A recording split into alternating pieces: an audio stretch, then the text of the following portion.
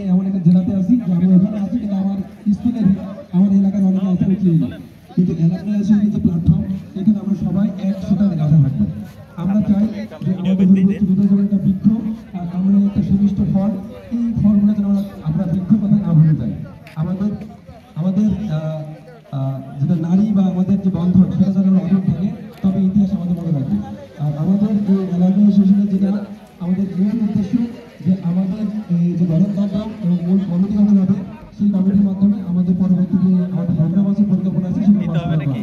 আর এটা তখনই সম্ভব হবে যখন আমরা প্রত্যেককে এই অ্যালামনাই অ্যাসোসিয়েশনের মেম্বারশিপের জন্য যে শর্ত থাকবে এটা মেনে চলবো এবং আমরা পার্টিসিপেশন করবো। তো ধন্যবাদ সবাইকে আন্তরিক ধন্যবাদ জানাচ্ছি যে সবাই উপস্থিত হয়েছেন কষ্ট করে। একবারে রোজগার আজকে ছবি তুলতে হয়েছে, খুব বেশি ছিল। আর এই কথা বাড়াবো না, ধন্যবাদ সবাইকে, আসসালামু আলাইকুম। ধন্যবাদ আমাদের সদস্য সচিব শামীম মাহমুদ।